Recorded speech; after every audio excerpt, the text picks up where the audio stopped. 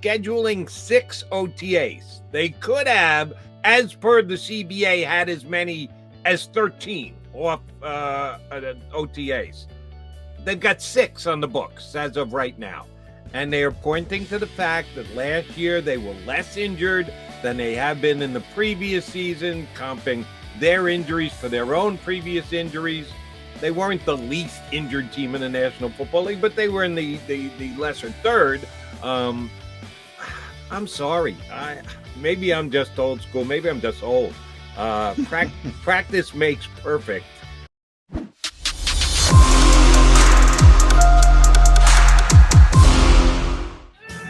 Good morning, Birds fans. It is an OTA Wednesday here on Birds 365. McMullen and McDonald here to hang with you. Johnny Mac, you didn't have to make it across the bridge, Jay. That quick tweet, text, email didn't say, come running. No, join us for yet. Our on the grass time, did it? Not yet. Hopefully later in the week. And I hope the Eagles are noticing other teams open up far more than they do. So that's a little criticism right off the bat. Don't get it. But it's where we are in modern sports. I don't see what it hurts, but everything's clandestine, Jody. Everything's CIA-like. Can't let this out. Can't know how people are lining up in 7-on-7s and well, now it's June. And by the way, happy June 1st, everybody, which is an important day in the NFL from a salary cap standpoint. But I mean, come on. Open the stuff up. Stop this nonsense. Yeah, but they put out a heck of a hype video yesterday. Did they not? I don't know. Yeah, I don't know, Jody, because I don't watch that crap. Because I'm not interested in state-owned media. And that's what the Eagles are. I don't give a flying you-know-what about their stupid hype videos. I'm sorry. I'm angry about this. I know, because you're a hands-on reporting guy. I'm a from afar reporting guy, so I can actually look back. I'm not going to sugarcoat it any more than you do. You are 100% correct. It's state-controlled message when you are the subject that's being covered and you're covering it yourself. Well, then, hey, Jalen Hurts looked great in sunglasses. Yeah. Great sunglasses, yeah. Oh, what's his swag rating, Jody? Oh, my God, if I see that again. Stop it. Stop with the nonsense. I'm sorry. It's a pet peeve of mine.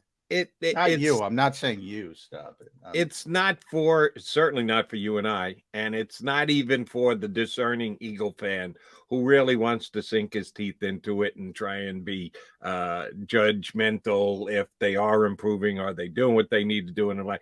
No, it's for the rah-rah fans. And there's a lot of fans that are out there like that root for the home team. If they don't win, it's a shame. And they're playing/pandering to them, which I'm okay with. I get it. As long as there is a chance for guys like John McMullen to go in and give us the real deal. Would I like to see a little bit more of it? Of course I would, on an everyday basis. Anytime they have practice, you and all the other great Eagle reporters should be there. As long as you're there for a portion of it, it isn't completely undercover. You just have to take yesterday's dissemination of information for what it was worth. It's Eagles propaganda. Go Birds. Yeah, and I'm glad you used that word. And obviously, when you think about propaganda, you think about governments and far more important issues. And I get, I'm not trying to make out sports to be more than it is, but I do think, and I think it's what we've tried to do with this show, Jody, you and I and everybody who put it together, is bring actual serious Eagles coverage to perhaps the most passionate fan base in the NFL. And I think it is. And I'm happy. I think the vast majority don't want the pandering, but I do agree that there is a significant portion, and I get it all the time. Don't write that, the negative, blah, blah, blah. It's not negative. It's not positive. It's truth. And that's what we're talking about, because listen, if that's what you want, there's plenty of places to find it. This is probably not the place for you. And look, let's look at cornerback, for instance. All the talk. Oh, we love Zach McPherson. We love Gary Benson. We love Tay Gallen. And boom, James Bradbury's here, and Jimmy Moreland's here, which people forget about. Well, you couldn't have loved him that much. Couldn't have loved him that much. So, if you want the propaganda and you want the bull bleep, Godspeed. To me, it's no fun. I'll tell you that. And I don't care, and I don't watch the propaganda stuff. So when the Eagles put out their hype videos and people say, "Did you see how cool that is?" No, my answer is always no, because I don't care how cool it is. I don't care. I'm sorry. Yeah, I do watch them and I do enjoy them, but I try and keep them in their proper perspective, that you know where it's coming from, you know what the purpose of it is, and you just put it in the box that it deserves to be in. Yeah, we try and stick with the facts and or our opinions, and J Max got his and I've got mine, and I will follow the Eagles lead group here by saying, nice workout yesterday. What, 32 minutes, 44 minutes? How long did they actually go, John? Because the Philadelphia Eagles, at least as per what has been laid out, and again, you'll know better. You'll be there. You won't be there every day, but when you're there, you're going to be able to see how long things go. They are working less than any other team in the National Football League.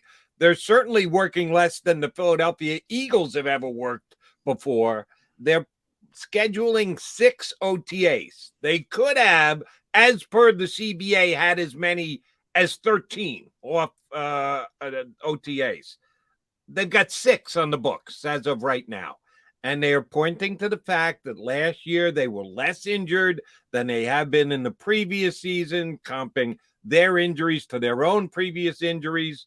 They weren't the least injured team in the National Football League, but they were in the lesser third.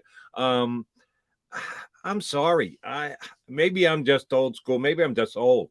Practice makes perfect. And the Eagles believe that practicing less is somehow going to make them better for this upcoming season. And the spin is in, and no one can really ever know for sure. There's not even a metric. They're going to spoon feed you the metric of, oh, look, less injuries. Well, okay, maybe you would add more injuries, but maybe you actually could have converted more plays and accomplished more if you'd worked more. So there's no clear answer. I can't tell you I know the Eagles would have been better if they practiced more, the same way the Eagles can't tell me or anybody else, oh, that it worked for us because we practiced less. We had less injuries. Yeah, but how do you know you don't make that play? How do you know Jalen Hurts isn't more accurate with his passes if he'd gotten more practice reps last year? You'll never know. Everybody can have their own opinion on this. Yeah. My opinion is the Eagles don't put in enough work. And you're right. And I'm first off, let me say I'm more towards your point of view than the Eagles' point of view. Now, I don't think the Eagles' point of view is we're better because we practice less. I know they don't think that. This is strictly about the cost benefit analysis of health versus at this time of the year, and their thought process of we'll get to week 1, which is what really counts, healthier if we do it this way. And look, I think if you go back, they sort of deemed last year, which they had to do because of a couple reasons: the pandemic and a rookie head coach that didn't have a lot of cachet coming in with a lot of uncertainty. So they had to make these deals with the veteran players to get them to come in the offseason, blah, blah, blah. And it worked out well from their perspective. And they said, let's do it again. Let's keep it. Who cares? It's not that important. Let's be healthy. Let's be healthier. Right. But I apologize for interjecting. They're practicing even less than last year. Last year, when they had the first-year coach who needed to build relationships within the locker room, now he's the second-year coach. Now he's the coach who made the playoffs in his first year in the NFL, and they're even scaling back from that. Yeah, and the team drills down to the 7-on-7. So yeah, they've even scaled back a little bit further. But for the most part, they think what happened last year work from a health standpoint. And then you sort of have these demarcation lines, right? They look great in week one, and there's certain people that say, "Hey, we didn't have any effect. We destroyed the Falcons." Yeah, but then you were 2-5 and looked like a disaster. People forget that point. Right. Then the next 6 games, you look like an abject, not ready completely. People were talking about firing Nick Sirianni. That's how bad it got. They didn't look prepared. They were penalized. Remember the penalties?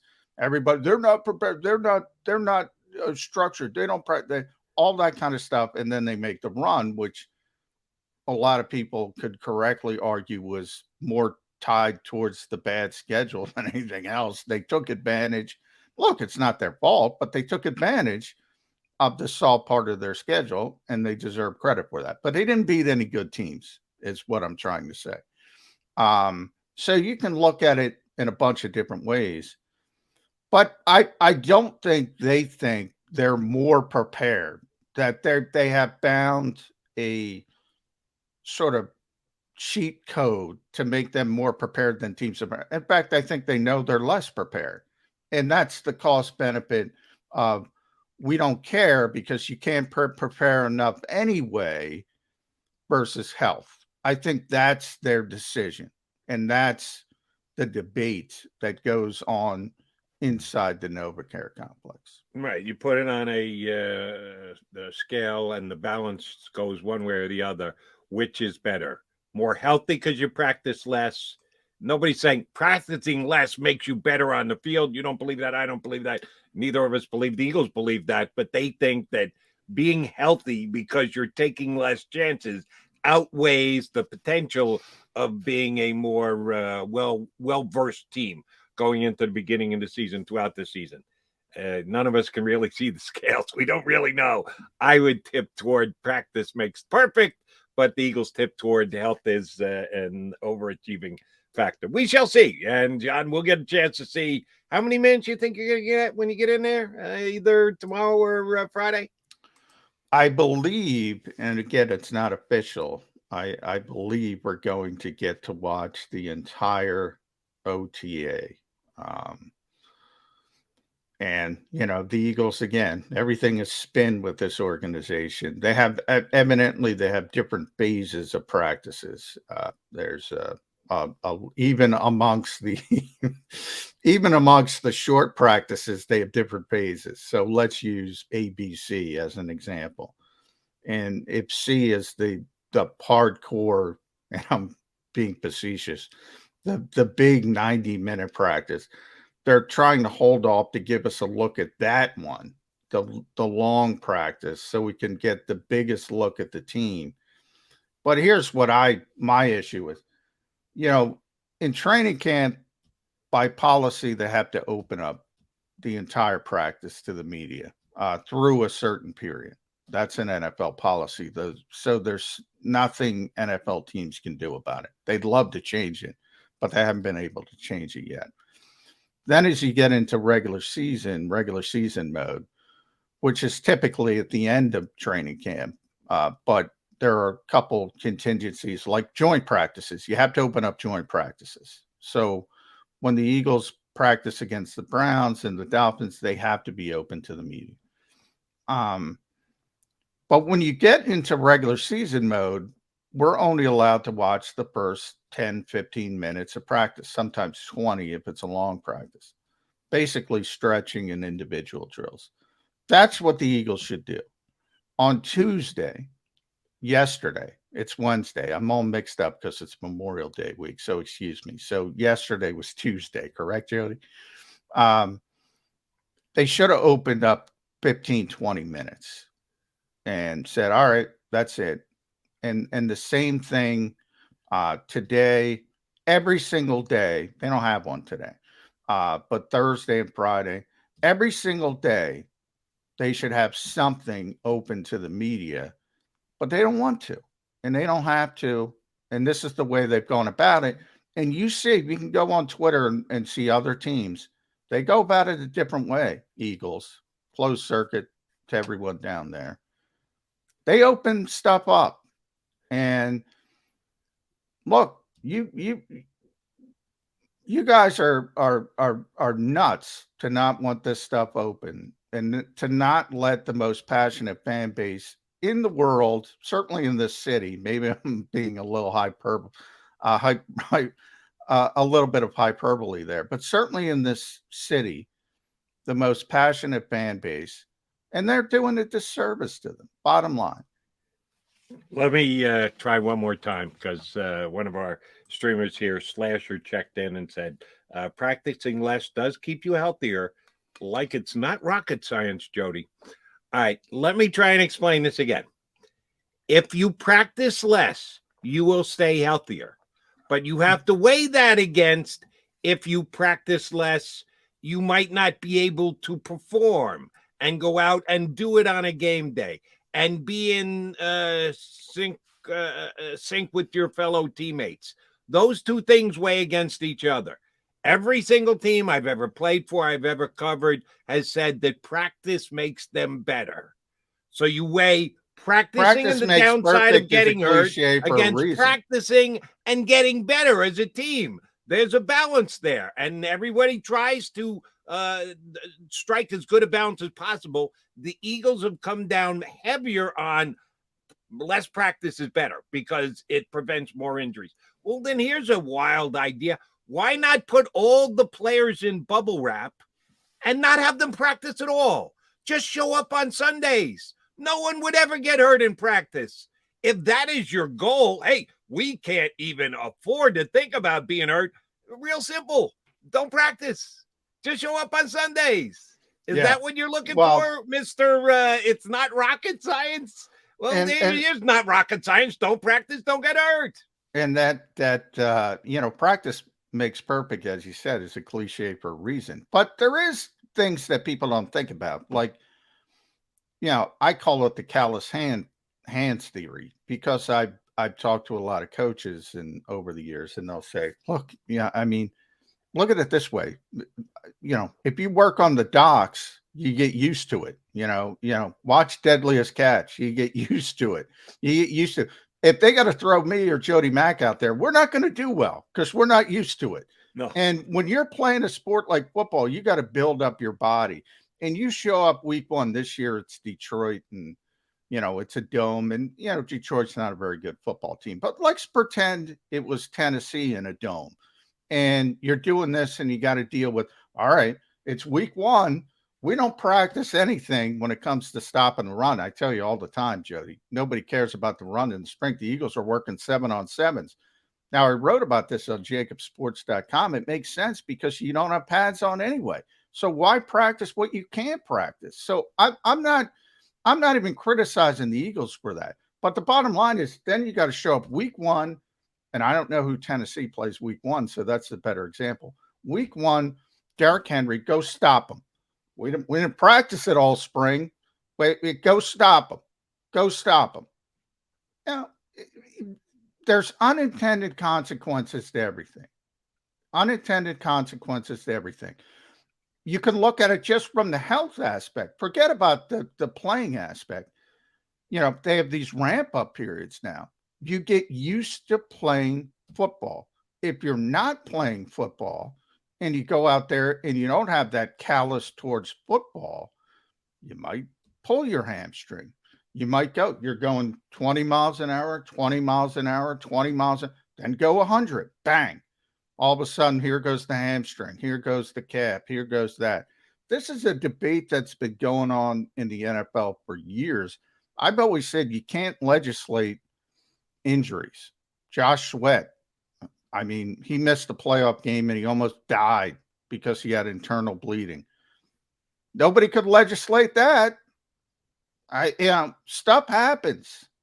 If you got a direct line to your God, whoever your God is, and I'm talking to the listeners, okay, if because I don't know who's getting hurt, when they're getting hurt, and you could try to play God, there's nothing you can do. If the guy's getting hurt, he's going to get hurt.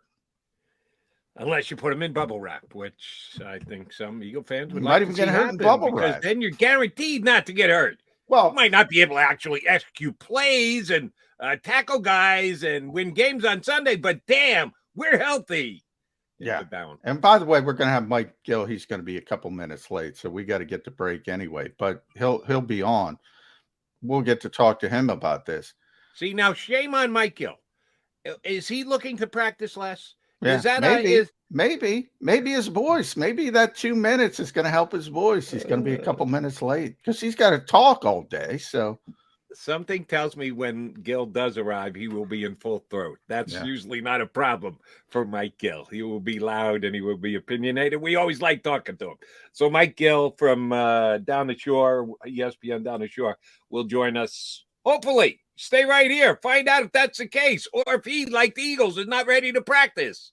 I'm Birds 365.